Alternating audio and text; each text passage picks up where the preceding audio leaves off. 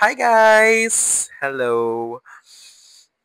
Welcome to Gabways to Life. Oh my god! Oh my god! Oh my god! Actually, this is going to be my first ever episode sa aking podcast. Wow! May podcast na siya. Alam nyo guys, matagal ko na tong pinaplano. Like, for a long time na talaga. And hindi ko alam kung kailan ko siya sisimulan. Sabi ko dati, sisimulan ko yun kapag nakabili na ako ng wired earphones para, alam mo yun, at least meron man lang akong mic. Ganon. Pero, dumaan yung ilang buwan, nakabili na ako ng wired earphones, pero hindi ko pa rin siya ginawa. Siguro ano lang talaga, dinadoubt ko lang talaga yung sarili ko. Actually, that's the truth. Mm-mm. Medyo malaki talaga yung doubt ko sa sarili ko. Kasi I feel like, pag ginawa ko 'to, meron bang makikinig, meron bang manonood and all that. Pero kasi I realized na, 'di ba, wala namang mawawala kung gagawin mo, eh. So, eto ako ngayon, ginagawa ko siya. And hindi ko alam bakit hindi pa din ako sanay sa harap ng camera. Eh, nagba-vlog naman ako dati. Sobrang awkward ko. Kung mapapansin niyo, tumitingin-tingin ako sa baba or somewhere there. Just don't mind me kasi minsan gano'n ako 'pag nag-iisip ako. Gano'n din ata ako 'pag may kausap ako. I'm not sure. But yeah. So, ayun, welcome to my podcast, guys. The name of the podcast is Gab Ways to Life. So, it is inspired dun sa laro na umuso dati, which is yung Dumb Ways to Life. Ay, no, dumb Ways to Die pala. Ay, boobies. Dumb Ways to Die pala.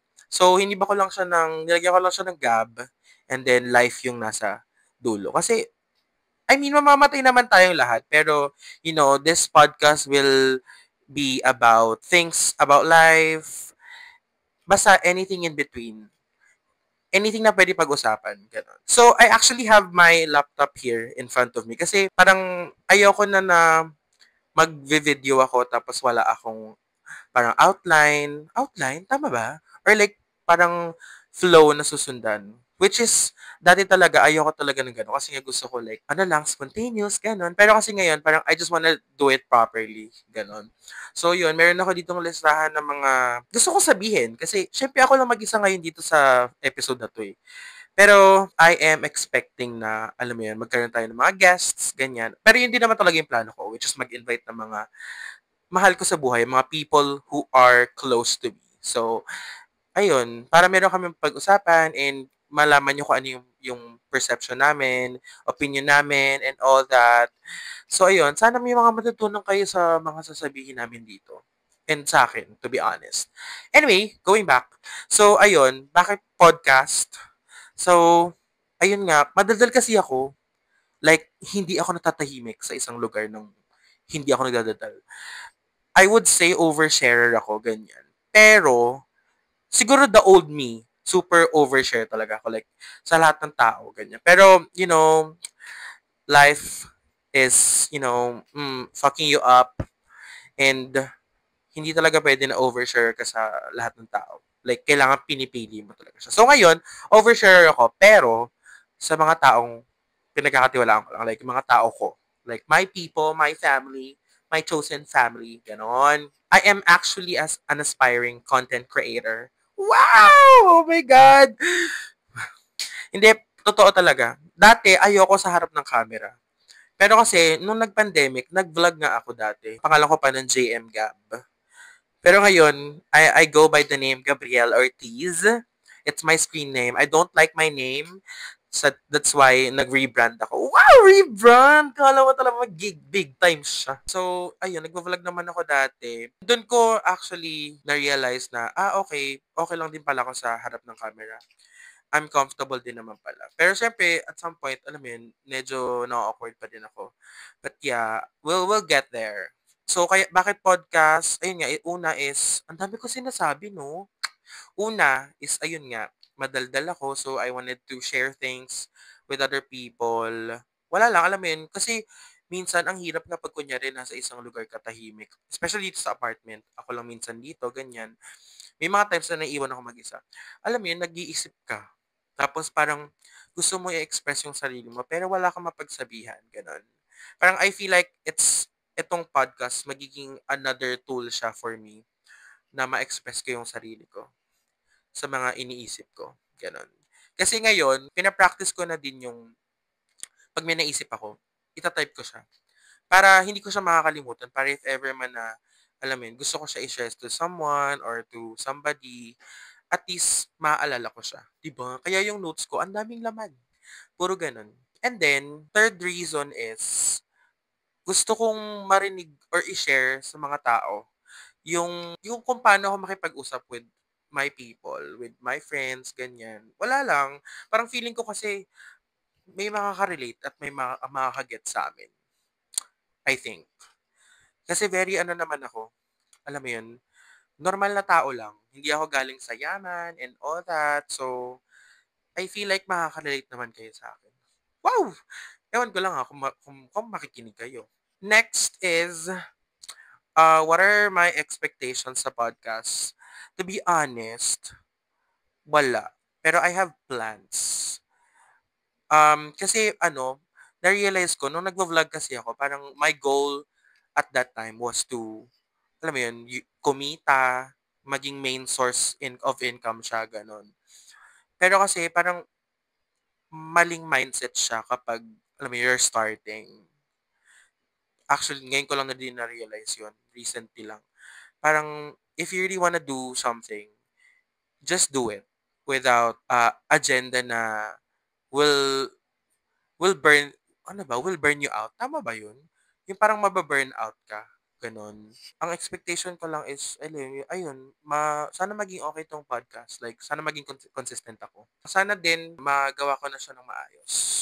Properly ngayon. Kasi, I'm doing podcast kasi I wanted to. Yun yung pinaka-reason. I just wanted to do it. Yun lang. Yung mga plans ko sa podcast, ayun, yun nga, may guesting every episode. I'm not sure, pero pwede rin namang mag-isa ako. Depende. Kasi, I'm gonna be inviting my people. So, makikita nyo sila. And kailangan ko pa bumili ng isa pang mic para lang, alam mo yun, dalawang tao yung makagamit ng mic at marinig nyo kami. Para malino na malino, di ba? Marami pa akong kailangan i-plan. Yun lang naman so far. And ayun pala, hindi pala ako nagpakilala. Ay, nagpakilala na ako. 'Di ba? Ano ba 'yan? Sobrang bopis mo, te. Pero ayun, my name is Gabriel. I go by the nickname Gab. My full name is Gabriel Ortiz. Yung spelling ng name ko is Gabriel para lang maiba siya sa mga Gabriel. So, it's just a screen name, guys. It's not my real name. Pero, next time nyo na malalaman kung ano yung real name ko. Kasi, yung mga new friends ko this year, hindi nila alam yung full name ko. Ang akala nila talaga, Gabriel Ortiz yung pangalan ko. Which is, it's my preferred name. O, yun. Mas comfortable ako sa name na yun. Kasi, basta, malalaman nyo na lang bakit. I would just like to share a few facts about me. So, first is, I love cats. Dati hindi ako mahilig sa pusa when I was a kid. Aso talaga yung hilig ko. Pero kasi, yung bunso kong kapatid, nakagat siya ng aso. So, na-traumatize ako. So, I hate dogs na at that time. Not really hate ha. Pero ayoko na ng mga, hindi na ako ganong interested with dogs. Na katulad ng kung gaano ko ka-love ang mga cats ngayon. So, the reason why naman, kung ba't ako napamahal sa mga pusa is because yung papa ko, bigla siyang nag-adopt ng pusa, stray cats. Si ano siya, ano bang pangalan nun? Mingming. Yeah, si Mingming. That's our ever first cat. Si Mingming. Babae siya. Tapos yun, pinakain niya lang sa labas namin. And then, pabalik-balik na si Ming hanggang sa nakapasok na siya ng bahay. Tapos, ayun, doon na siya tumira. Tapos, umaalis siya kapag in-heat siya. Tapos, babalik. Tapos, may one time na in-heat siya, umalis siya. Tapos, di na siya bumalik sa amin. So, we just assumed na wala na siya or merong, alam mo yun, masasamang tao na nanakit sa kanya. Kasi may mga ganun talaga eh. Like, and you know what? Kayo mga nananakit na mga animal, whatever animal it is, meron kayong special place in hell. I swear to God. Hala, dinamay pa si Lord. But yeah, meron kayong special place in hell. Sinasabi ko sa inyo. Anyway, nagkaroon ako ng dalawang pusa. The first one is I forgot the name. Basta letter T yun eh. Ano siya, namatay siya. He was just like a month. a month old. Tapos bigla siyang nanghina, tapos ayaw niya kumain. So, ni-rush ko siya sa vet clinic. Ayun, inano siya, suwero ba yun? Basta yun, yung may, basta yung may sinasaksak na ano, para, kasi na-dehydrate na din kasi siya. Kasi nga, hindi siya kumakain, tapos di siya uminom tubig. Nung nandun kami sa vet clinic, walang makitang ugat, kasi nga, baby pa siya eh. So, nakailang saksak. So, yung unang nurse na nag-assist sa amin, so medyo nag-worry din talaga ako at that time. So, hanggang sa yung doctor na yung lumapit, tapos siya na yung nagsaksak. As isang saksak niya lang, nasaksak niya. Pero yun, iniwan ko siya doon for a day, tapos kinabukasan binalikan ko siya. Tapos sinabi sa akin na, oh, he passed away, he's dead, ganon. So, sobrang heartbreaking nun. Sabi ko, hala, hindi na ba ako magkakapusa, ganyan-ganyan. Pero, ayun, thank God kasi January 2020, nakuha ko si Otis. So, si Otis ay half Persian and half Puspin. Yung nanay niya ata yung Persian. I'm not sure. Pero medyo long coat siya. Like, medyo lang. Tsaka, yung mata niya is green and blue. Green ba yun? O, basta ganun. And sobrang cute niya. Kaso ano siya, lalaki siya, guys. Otis, pinangalan ko sa kanya because at that time, nanonood ako ng Sex Education. Yun yung parang bagong release ng Netflix at that time. So, yun yung pinangalan ko sa kanya because that's the easier name na I can think of. And he is 5 years old now, guys. I missed him sobra. Kasi hindi ko siya kasama dito sa apartment. Nasa Taguig siya. Kasi ayokong magdala ng pet dito. Kasi nga, yung apartment is just a studio type apartment. So, pag nag-iwan ng cat litter, mangangamoy yung buong room. Tsaka may aircon kasi. Wala lang, basta na-miss ko na siya. Ala, na-miss ko tuloy siya. Ano ba yan? Pero yun, ano siya, feisty cat siya. Pero may mga times na sweet naman siya. Super, super dalang. Tapos, sa akin lang siya nagpapabuhat. Pero pag sa ibang tao, hindi siya nagpapabuhat. Like, kunyari ako bubuhatin ko siya, hindi siya papalag. Pero hindi rin siya sanay na binubuhat siya ng matagal. So, magpapabuhat siya sa'yo for a couple of seconds or 1 minute, 2 minutes lang, ganyan. Tapos after nun, magpapalag na siya, gano'n. Next fact about me is, I'm a Gemini. So, mag-birthday na ako sa June. Oh my God. Ready na ba ako mag-birthday? Yes. Good luck. Anyway, mag-26 na ako, guys. What am I doing in my life? Oh. Next fact is, yung former vlogger, tapos nagla-live din ako sa TikTok. Tapos, ano ako, this is my content creator era. So, yun, nasabi ko na rin yung kanina, but yeah, that's one of the facts. And then, I don't drink coffee, guys. It's because meron akong isang traumatizing experience na sinipsip ko ba naman yung isang large ng Kape Castilla ng pick-up coffee. Ayun, pinalpitate siya ng malala. Like, umabot ako sa point na hindi na ako makahinga at all. Like, super nahirapan ako. But yeah. So, after doon, hindi na ako nagkape. And pero nakakapag-sip-sip naman ako, like, higop-higop lang, pero not really like yung bibili ako ng isang drink. Pero meron ako isang kape na iniinom, which is, I mean, don't judge me. Pwede rin naman kung i-judge nyo ko. It's your choice. But yeah, pero sobrang sarap kasi niya. Yun yung sea salt ng Harlan and Holden. Hindi sa pagiging maarte ha. Masarap talaga siya, I swear. I-try nyo. Pumunta kayo sa BGC. Ilan ba yung wala na kasing Bicos Coffee yung sa may tapat ng Central Square, wala na. So, meron na lang silang maliit na booth dun sa may parang gitna ng between Din Tai Fung tsaka yung isang mall. And then, meron din yung sa may likod ng Wolfgang Steak, Kineme. Meron dun. Pag pupunta akong coffee shop, ano lang, non-coffee lang ako lagi. Pag sa Starbucks, ano ko lagi. It's either meron silang new drink na may hindi may coffee or pwedeng non-coffee, ganyan. Pero most of the time, frap. Hindi ko kailangan ng kape sa sistema ko. And that's fine.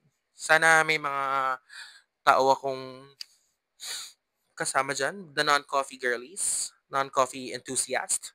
But yeah. Sarap kaya ng mga non-coffee kasi iba-ibang flavor. And lastly is I love LU, La Union. I fell in love with the place. Wala kasi akong province, guys. Yung mom ko, wala siyang province. Yung papa ko naman, meron sa Nueva Ecija, sa Gapan. Pero I've never been there. Hindi pa ako nakapunta doon. So, ang tinuturing kong province right now is LU and Palawan. Palawan is because andun yung mga pinsan ko. Shout out to you, Ate Teen. But yeah, last year ako nag-start pumunta ng LU, February 2024. And then second trip was June 2024. Nag-celebrate ako ng birthday doon. Which is hindi magandang celebration kasi something happened. November 2024, then bumalik ulit ako with TikTok friends. And then, this year, 2025, bumalik ulit kami ng February. We celebrated Jape's birthday. So, yun. Hindi ako magsasawang bumalik sa LU. I swear. I love that place. Sobrang bagal ng oras. Kahit mainit. Parang, parang nasa ibang ano ka, mundo. Wow! Sobrang OA mo. But yeah, ayun. Yun lang naman. So, those are the facts about me. I think those are the things that I can share for now. So, you'll get to know me more sa next episodes natin. I'm so proud of you, Gab. Pat in the back. Wow! I think I'll end it here. Thank you guys so much for staying and listening and watching. Kung nanonood man kayo. Actually, kailangan ko na magpagupit. Kasi ang init ng panahon. Drink water. Wait, I'm gonna drink muna. Ang daldal ko.